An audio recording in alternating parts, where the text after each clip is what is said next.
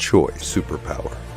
We have the power to manifest as we dedicate attention to our thoughts, but often miss opportunity to achieve the greatest good. Your superpower is waiting to be unleashed to unlock a fuller, more rewarding world for all. Join us every Thursday at noon Mountain Time for Choice, your creative superpower with Zoe Muro.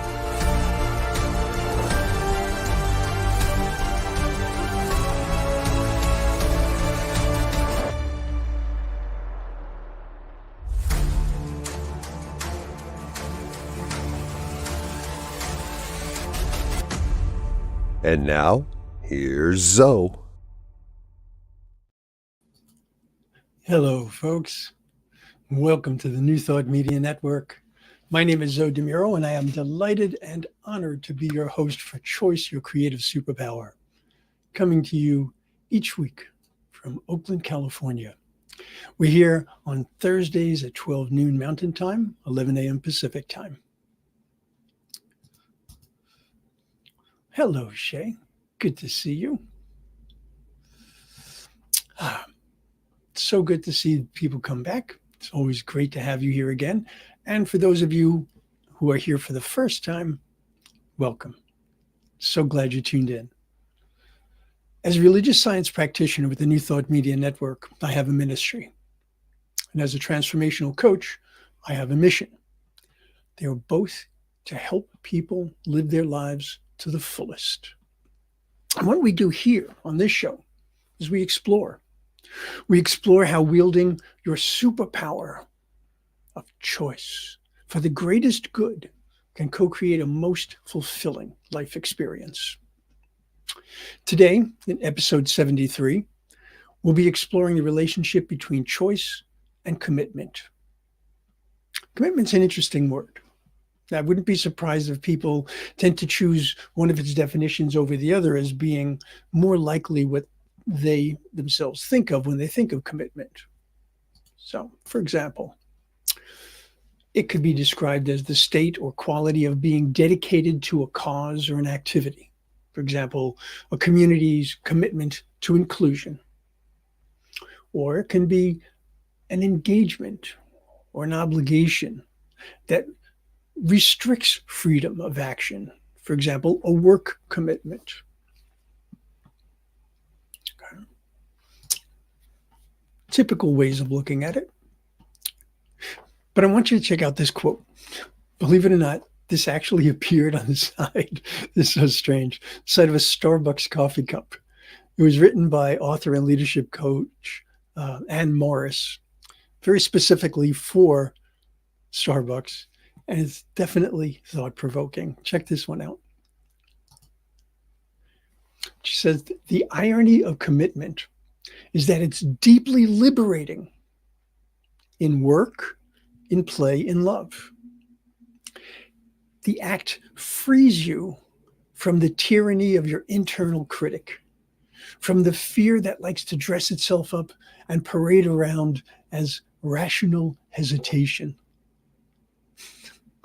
To commit is to remove your head as the barrier to your life. I like it. When I worked in information technology, we used to have a term that we used called analysis paralysis, where people would be analyzing things to the point where they never actually produced anything. All right. They couldn't commit to a specific perspective. They couldn't commit to a specific path. Well, let me get this out of here. There we go. There's certainly a variety of ways to look at commitment. And depending on how you choose to view it, will most definitely make a huge difference in how it affects your actions. You know, there are likely many circumstances and as many reasons why we would choose to make a commitment. For example, if we consider commitment in this way,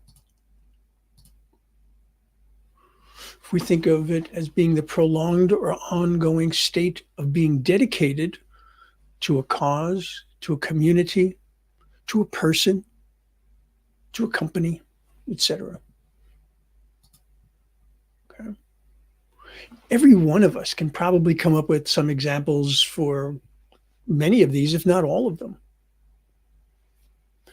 The elements of time and focus are important to note here because they provide very clear indications of how commitment affects the choices we make after we have chosen to make a commitment.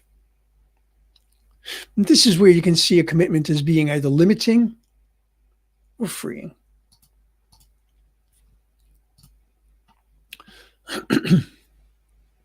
When I say limiting, I say that because there's only so much time and attention that we have. But I also think of it as being freeing because it basically establishes a priority, right? That, getting your head out of the way. With that in mind, think of commitments you've made and how you viewed them. I'm willing to bet the ones that you took on because they were in alignment with your values and goals felt freeing or certainly beneficial. At the very least, somewhat neutral. While those you took on purely out of a sense of obligation, those most likely felt limiting. So, how do we translate all that to choice? By being very discerning of those commitments you choose to make, by being aware of your why. That is understanding the source, the motivation, the presumed outcome of commitment, right? Okay, so that discernment regarding the commitments we choose can be incredibly important. It's funny. When I think of that, for some strange reason, the idea of a timeshare comes to mind. There is definitely a need to understand precisely what is going to be the outcome of getting a timeshare. But I digress. I suppose I should point out here that not every commitment we have is necessarily one that we actually choose for ourselves. I mean, some we inherit through our relationships. I'm hoping not to inherit a timeshare.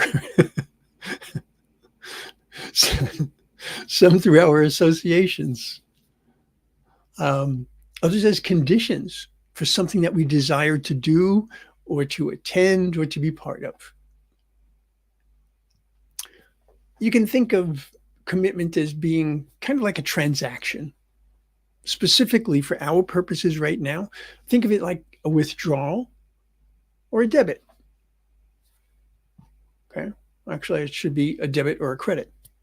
So what is debiting or crediting and from where? And let's consider the what first. The what would be things like energy and time, your focus, your finances, things of that nature. The where is the supply of each that you have available to you, whether it's from literally your physical body or whether it's your emotional self or your calendar or your bank account. If you want to take a vacation, thinking about spending your money on new shoes brings up that prioritization. And maybe it would be best if those shoes waited a bit. Well, unless it's a really, really good sale and qualities are limited and order now. Or you can tell the marketing hype to just knock it off. You have other priorities. You have other commitments.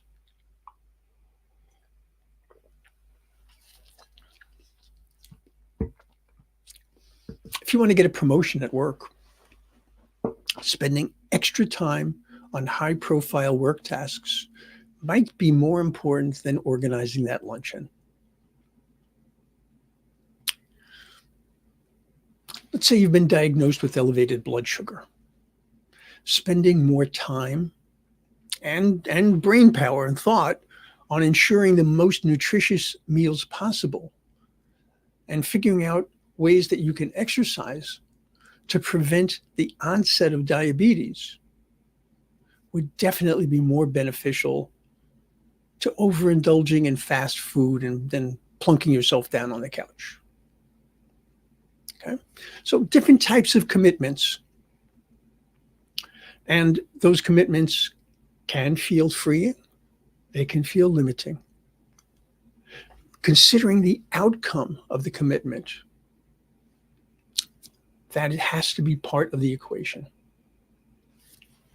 I have a couple of quotes here that I really like. First one is from Lao Tzu, and the second is from Michael Josephson. So let me get these. Okay, they both appear here. Okay, Lao Tzu said, time is a created thing. To say I don't have time is like saying, I don't want to. Okay. And our second quote, time is not something you find or make. The clock and the calendar move on at their own pace. Your choice is how you use it. I like that a lot.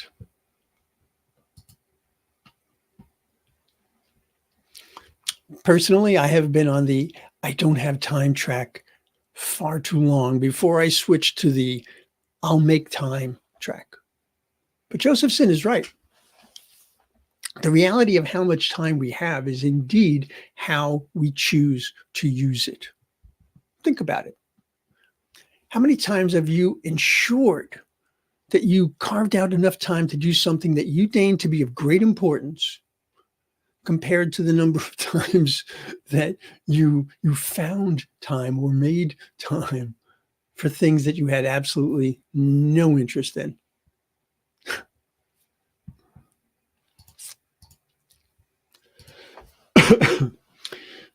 When we choose to commit to something, we are encouraging, we are encouraging prioritization, resilience.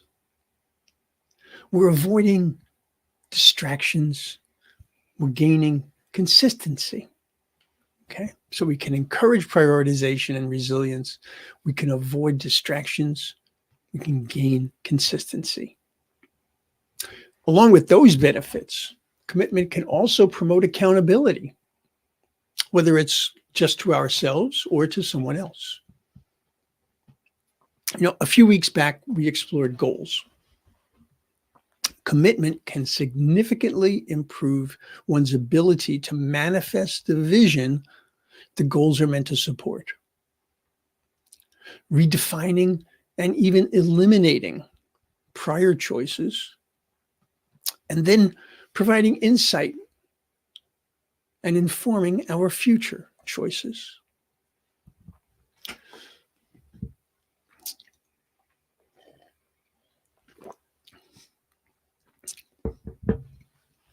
Seeing just how powerful commitment can be in the choices that we make, it's equally important to consider how the choices we make can affect our commitments. Of course, we need to choose to make a commitment. Personally, a commitment that I am given but did not choose myself, well, personally, I see that as more of an obligation. Now, as a result of that obligation, I might very well make a commitment. And I most certainly have, especially when it was to ensure that I don't get blindsided by an obligation without understanding what its ramifications are. Okay. Now, You might say, well, why is that such an issue? Consider this. When you aren't given the ability to voluntarily choose to commit to something without being guilted into it or literally being given no choice, you might run afoul of your own values and beliefs. That would be a bad situation because that would take us out of our integrity. And frankly, it's hard to see how that would turn out well. If you are not living in integrity, nothing good comes of that. Now, let's say it's not quite that bad a situation. All right, when you are free to choose your own commitments. Under those circumstances, a very important factor can come into play, a factor called ownership. You feel responsible, and that can make a world of difference. Remember, when we use the word responsible, there's a couple of different ways you can look at that. Oftentimes we look at it as being, oh, I am responsible for this. I have an obligation for this. But another way of looking at responsible is I am able to respond, right? I'm capable of doing the things that I need to do to respond to whatever it is that I'm being asked. So it's kind of a cascading effect, right? Think about it. The more ownership you feel for a task, the greater the likelihood that you'll be motivated to complete it. And the more likely you are to be able to consistently address it. In fact, the effect of ownership extends even further than that. So that should difficulties arise, as they often do, one would be more likely to be more creative and more flexible, and therefore more likely to be able to follow through on the commitment.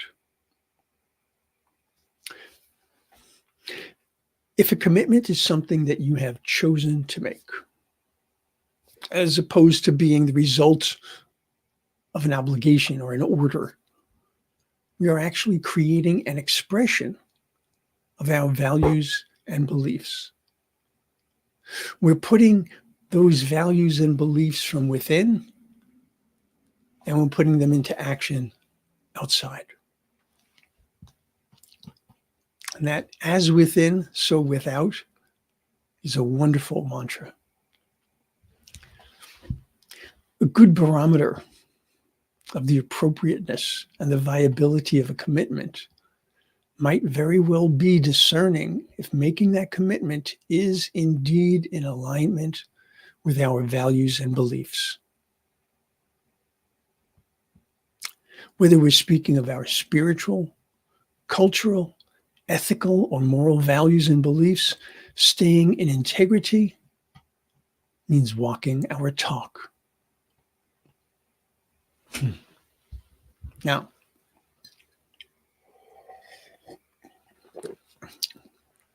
are there downsides to the choices that you make relative to commitment?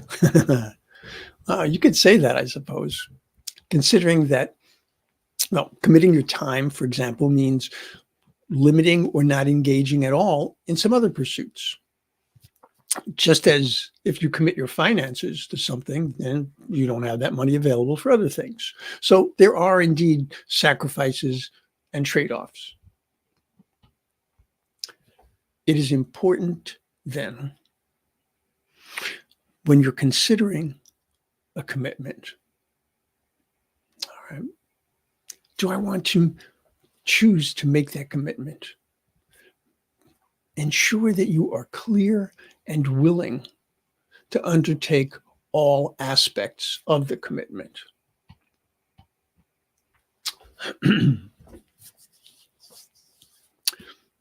This next quote that I have is from Carol Dweck. She's an educator and the author of the classic book Mindset. Let me bring this up.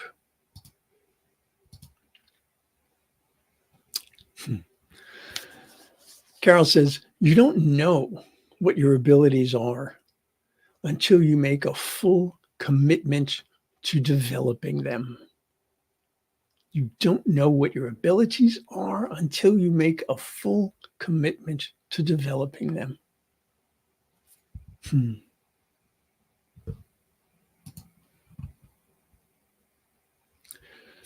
I wanted to include that quote because it's a way of introducing an idea for your consideration.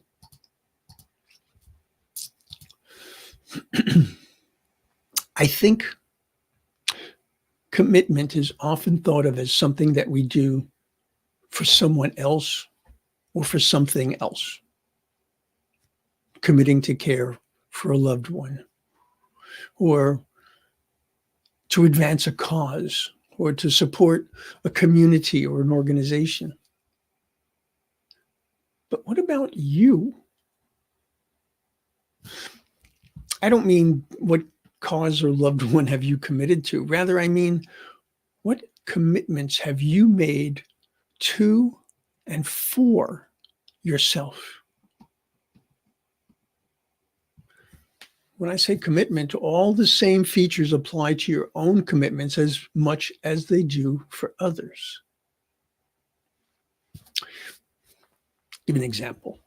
Let's say your doctor has found a weakness in your body, and that is the cause of your pain significant enough to limit your daily activities.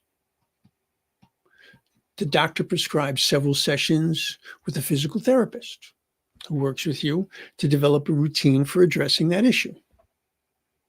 You attend every session and you walk away with that routine tucked into your back pocket. Now, does the routine go up on the wall where you'll see it each day? Or does it stay in your pocket? Do you choose to set aside time each day for the routine? Because this is meant to eliminate the problem, right? Do you see that time as a must-do? Or are you willing to just blow it off if someone invites you to do something that, oh, it sounds like more fun during that time? Your ability to see the commitments that you make for yourself as being vital parts of your life can bring about a greater life experience for you and for others. You know, as a parent, I can tell you how easy it is to put one's needs aside in the vain belief that our children would not be getting the attention they need.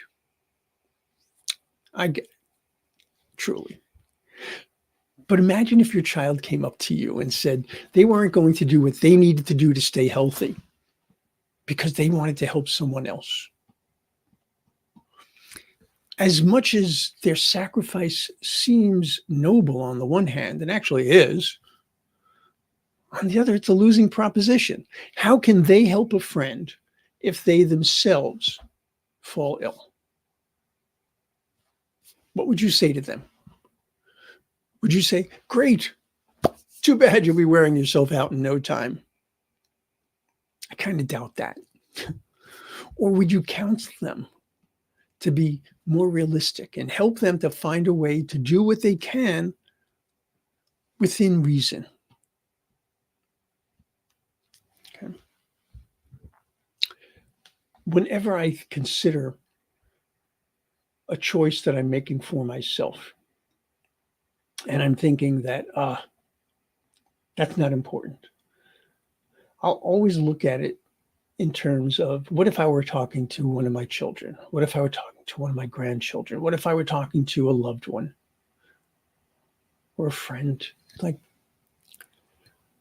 would I give them the same advice that I'm giving myself? We need to love ourselves. We need to commit to that love. We need to be compassionate with ourselves. We need to commit to that compassion.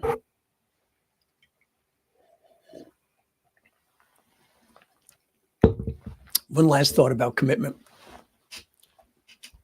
You heard the one about the chicken, the pig, and a bacon and eggs breakfast? The chicken is involved in breakfast, but the pig, well, the pig is most definitely committed. When it comes to commitments that can make a real difference in life, be the pig. Yep, be the pig. With all due apologies to vegans and vegetarians and pigs. Well, on that bizarre note, we're done for this week. So, what's on your mind regarding choice and commitment? Were there commitments that you made that went well or didn't go so well? Was that outcome of it's going well or not well brought about by something you did? Something you didn't do? Let me know.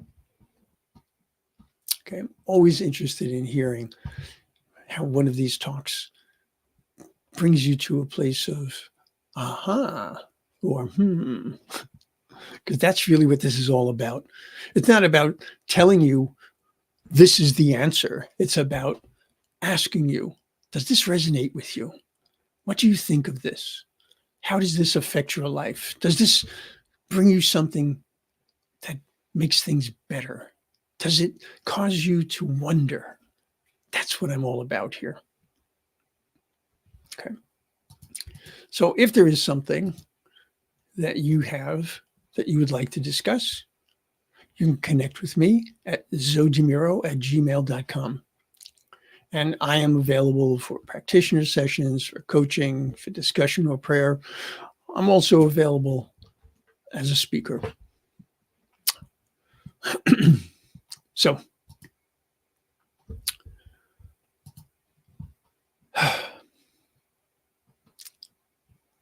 I want you to know that as much fun as I had being able to provide this time for you, I want you to recognize that there is so much out here on the New Thought Media Network. All right, if you go to ntmedia.org, there's tons going on. Let me just give you a couple of ideas for what's going on today. 1 p.m. Mountain Time, the most delightful Reverend Gina Calvario Krupka presents The Joys in the Journey. Okay. 2 p.m. Mountain Time, Practitioner Ken Ludwig presents The Vibrant Living Hour. 4 p.m. Mountain Time, Reverend Brock Ford presents The Spiritual Toolkit. Everything that we do here on the New Thought Media Network is part of our mission to bring the joy of new thought to the widest audience possible. We do this through our presentations. We do this through our prayers. We do this through all of the different shows that we produce, but we also need to spread the word, right? We need to get out there and do as much as we possibly can, because it's not about the philosophy. It's not about the tenets. It's about the joy, the benefits that can come from being able to use new thought effectively. That takes time, it takes talent, and yes, it takes treasure. So if you could go to ntmedia.org/donate. A one-time donation or an ongoing donation would make this a world that works for everyone. Would greatly appreciate that. So I will, of course, look forward to seeing you again next week. And I trust that you will choose well, choose wisely, choose often. Allow your life to be what you choose it to be. I'll see you next week. Namaste. Choice, your creative superpower. We have the power to manifest as we dedicate attention to our thoughts, but often miss opportunity to achieve the greatest good. Your superpower is waiting to be unleashed to unlock a fuller, more rewarding world for all. Join us every Thursday at noon Mountain Time for Choice, your creative superpower with Muro.